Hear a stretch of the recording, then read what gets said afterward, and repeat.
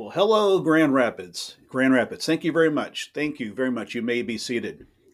It's indeed an honor and privilege to be with you here today. It's great to be back in Michigan. We're just down the street from a presidential library um, that is kind of close to me. Um, President Ford, our 38th president, was the first president I ever met. And we want to go back a long time ago. It was 1976 in Dallas, Texas. At the airport, I had the opportunity to be at the footsteps of Air Force One as President Ford ended a trip there to Dallas. I'll never forget the day he was there going to the Texas OU game there at the State Fair of Texas. But President Ford shook my hand, and I remember the words exactly what he said to me. I practiced it very hard. Glad to meet you, Mr. President. And he says, glad to meet you too. And the lasting thing that stood with me is when he walked away, he shook the hands of probably our city council, maybe our mayor. I don't remember at the time. I was only, what was I, 12? And he came back. He goes, Richard. And I said, yes, sir, Mr. President. And he goes, take care of your mom and dad for me. I said, I will do that, sir. Thank you very much. And that's left a lasting impression with me. And, it's like this man accomplished a great goal. He is the president of the United States from Michigan, and he accomplished this great goal. I mean, he got the job really. He wasn't really aspiring to become president, as you know here in Grand Rapids, which this man is much admired in this city. He wanted to be Speaker of the House. That was his goal, to be Speaker of the House. Yet he ended up being the most powerful man in the world. So that began my voyage in public service. I wanted to be like President Ford. And later on in my high school days, I had a government teacher who instilled a sense of patriotism in me. He made you want to give back to one's community. There's a saying that of much is given, much is required, and I felt that, and I felt it's my time to serve.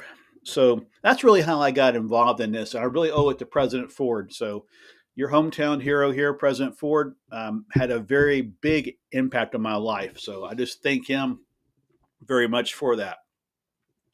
But again, it's an honor to be with you here today. In the last 3 years, our nation has faced trials that have tested our resilience. From the relentless grip of an unprecedented pandemic to the growing polarization, we have weathered storms that have challenged our unity. Today, I stand before you not just as a leader, but as a fellow citizen, ready to outline a vision to restore America to the pinnacle of its former glory. Now, let me say this before we get on with this. Today, I'm outlining a vision for you. What I've seen of the current crop of candidates we have is we're not outlining visions, we're throwing slander. I'm not going to throw slander. It's more important for me to outline a vision and a plan for our country for you to decide than to sit here and slander somebody. So you're going to hear a vision today, not a slander. In the past 3 years, we have achieved significant progress, witnessing a remarkable reduction in unemployment from a staggering 15% to now right around 3.5%. Think about it.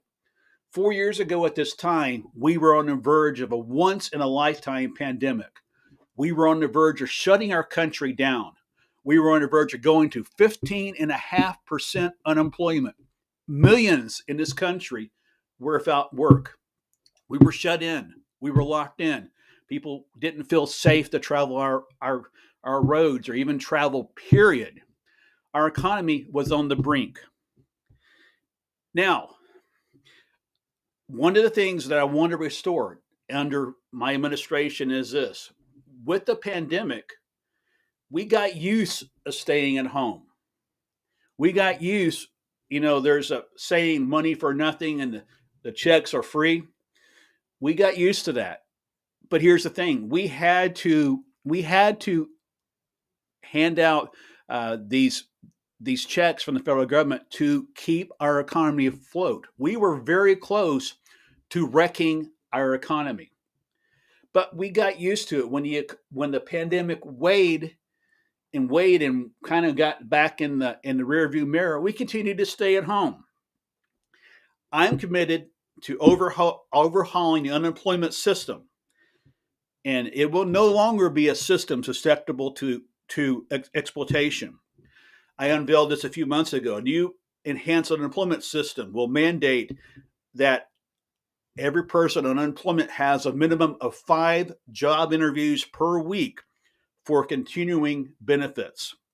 This ensures that every able-bodied American is presented with ample opportunities for gainful employment. Now, let me make this point clear here today. When I speak of able-bodied, I'm excluding our seniors and stay-at-home parents. Who I am addressing, however, is those, despite the waning of the pandemic, opted for unemployment and have not returned to the workforce. May I say this today? Your excuses are running out. This status quo needs to change, and under my administration, mark my word, it will. Another thing that is going to change under my administration, again, these are plans that I'm outlining for you today, is prescription drugs and the astronomical cost of them. You think about it, this is not just a policy point, but a moral imperative. It's unjust for individuals to bear the burden of paying hundreds for medications while Big Pharma is over here making billions of dollars in profits. I think about a good friend of mine back home in Texas, educator. And as we all know, educators do not make a lot of money. She has a medicine prescription she has to take. It's not an option. She has to take $700 a prescription. How can a teacher who is barely living above the poverty level, how can she afford $700 for a single prescription? Big Pharma, it's time for these big profits to come to an end. We need to lower the cost of prescription drugs. You know, there's another topic, and this actually hits home up here in Michigan. It's the conversion to EV, electric vehicles. You know, we stand on the precipice of a significant shift towards electric vehicles. It's crucial to acknowledge the transformative potential they bring to our transportation landscape. However, in our eagerness to embrace this change, we must exercise prudence and consider the readiness of our infrastructure. The transition to electric vehicles is not merely about swapping traditional cars for their electric counterparts. It involves a comprehensive overhaul of our infrastructure. Charging stations, power grids, and support systems need to be robust and widespread to truly facilitate a seamless EV experience for everyone. And now back home in Texas, a town just south of Dallas, 65,000 people. There may be more, but I don't think there are. There may be more, but there is, I know of one charging station with 5 charging ports. 65,000 citizens. Think about probably half of those cars, probably 30,000 cars, close to it maybe. 5 charging ports. Not going to work. But let me make this point clear today. I am fully committed to the transition to EV only when it's feasible. We have candidates out here saying we're going to do it in 20 years. We're going to do it in 30 years. Under my administration, we're going to do it when the infrastructure is in place and not before. You know, if we go into this conversion without a well-established infrastructure, it's akin to setting sail without a navigational map. Think about going across the Great Lakes out here without a map. Where are you going to end? That's what we would do if we rush into this. And you have my word, we will not rush into this. You know, we risk encountering challenges that could hinder the adoption process and leave us with unattended consequences. It's like having a powerful engine without the roads to drive on. Imagine a scenario where we all embrace electric vehicles, but the charging infrastructure isn't adequate. My hometown's a great example. The result could be frustration, inconvenience, and a potential slowdown in a widespread adoption for cleaner transportation. Waiting patiently until the infrastructure is in place ensures that the benefits of EVs are maximized while minimizing the potential pitfalls. Our journey towards a sustainable future requires careful planning and strategic execution. Let us not be hasty in our pursuit, but rather deliberate in assuring that our infrastructure is ready to support the electric revolution. By doing so, we pave the way for a smoother, more efficient transition that benefits not only us, but generations to come. One other focus, and again, I pointed out several issues that candidates have glazed upon, but really haven't taken a deep dive into it. And one of them is the border, our southernmost border. Let me affirm here today that the United States welcomes people, but it must occur through the proper channels, not through unauthorized crossings. We will reestablish border control to ensure border security. You know, I think about this. My pastor back home in Texas came from Ghana. One of my pastors back home in Texas came from Ghana. And he didn't cross the Rio Grande River, him and his family, didn't cross illegally into this country. He came to an airport. He came the proper way and is on his way to citizenship. Why can't every single person who comes to this country follow his path? Another issue that is among us, and because of the border crisis, is the fentanyl crisis unfolding with our nation. It's a alarming and confluence of factors that demands urgent attention. Fentanyl, as we know, is a synthetic opioid known for its formidable potency, has emerged as a central narrative in the opioid epidemic. Its introduction into the illicit drug market has wrought havoc, exacerbating the already dire consequences of widespread misuse. The clandestine manufacturing and distribution of fentanyl, often mixed with other substances, has given rise to a perilous landscape where even small quantities can induce fatal overdoses. Think about it. There's enough fentanyl coming across our border today to kill every single American. Just today, the fentanyl that crosses our border, it's enough to kill every single American. And there's innocent people, young people that are having lives taken because of this. It's got to come to a stop. And it starts with border control and it starts with effective drug control. It's not solely a law enforcement concern. It extends deep into public health. And this requires an approach that law enforcement efforts must intensify to dismantle illicit drug networks responsible for their production and distribution of fentanyl. Simultaneously, healthcare systems require bolstering to enhance addiction treatment, accessibility, and promote harm reduction strategies. There. Equipping communities with education resources is paramount in fostering resilience and supporting those affected by the crisis. Addressing the fentanyl crisis mandates collaboration across various sectors, from government agencies and healthcare professionals to community organizations. Comprehensive policies that combine targeted law enforcement actions with evidence-based healthcare interventions can serve as a linchpin in migrating the crisis' immediate and long-term repercussions. Moreover, public awareness campaigns are pivotal to dispel myths, reduce stigma, and empower individuals in communities to navigate the challenges posed by fentanyl. As we confront the fentanyl crisis, it's imperative to recognize the far-reaching implications and mobilize resources effectively through a unified and multifaceted approach. We can strive to stem the tide of this devastating epidemic, safeguarding communities and fostering a healthier, more resilient society. We really can. And I think part of it would be just as easy as getting our border back under control. That is probably the easiest step that we can do. And under my administration, day one, you will see that border reestablished. You know, the Middle East has been marred by decades of conflict, and the Israeli Palestinian issue remains at the heart of this turmoil.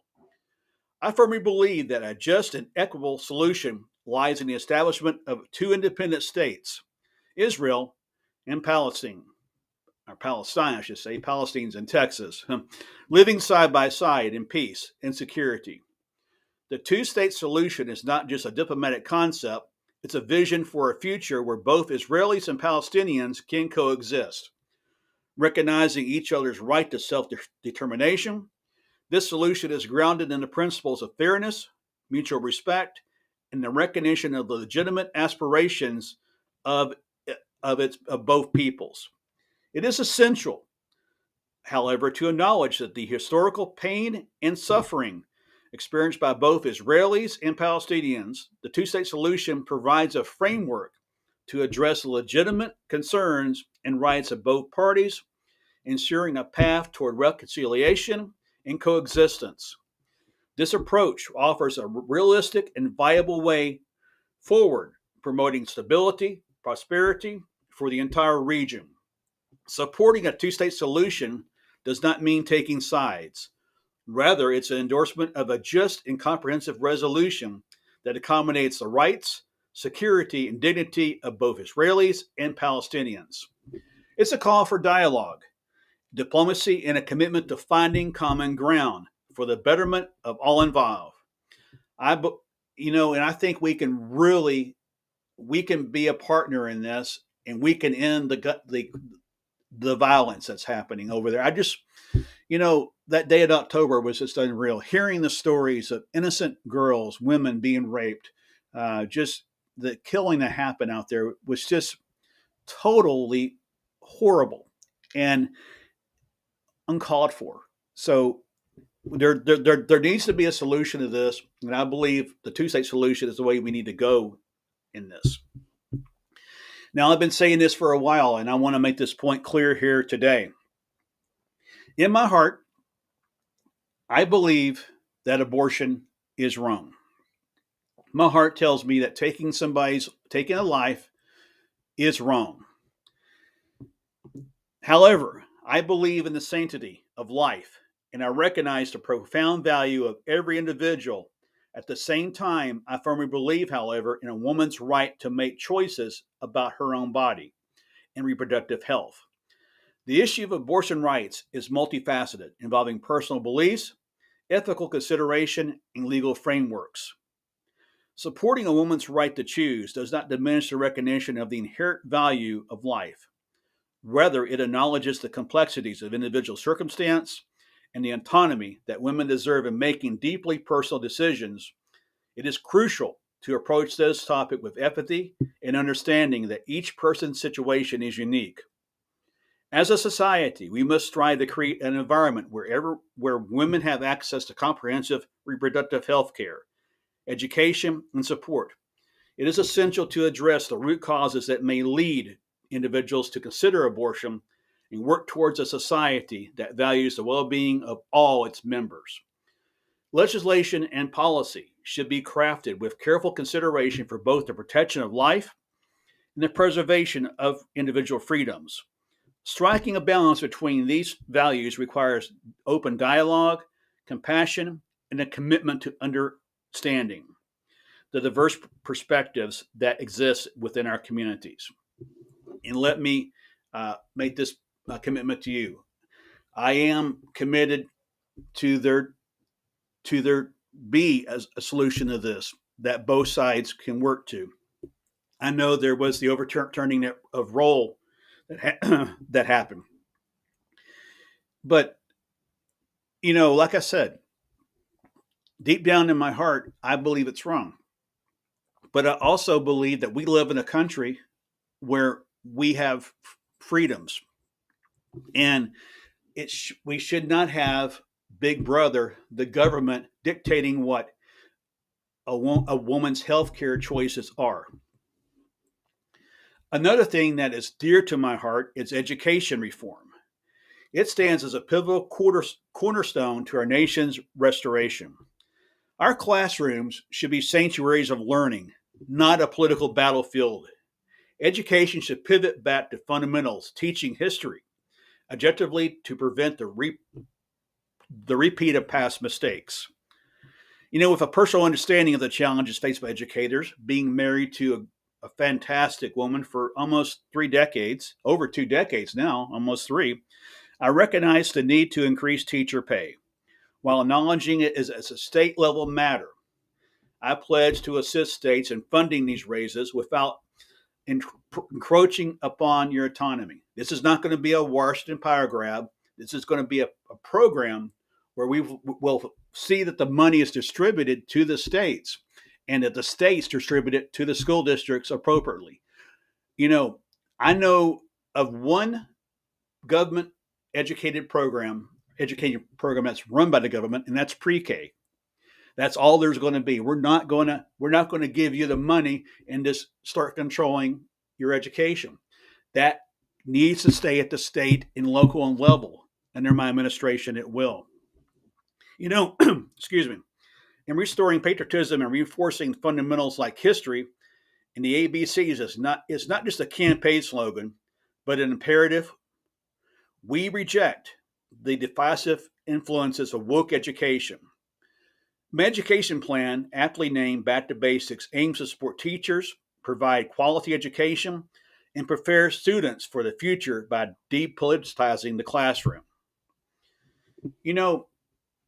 And we need to do that. And you think about every day across this country, even here in the great state of Michigan, every morning, parents are dropping their most prized possessions off at school.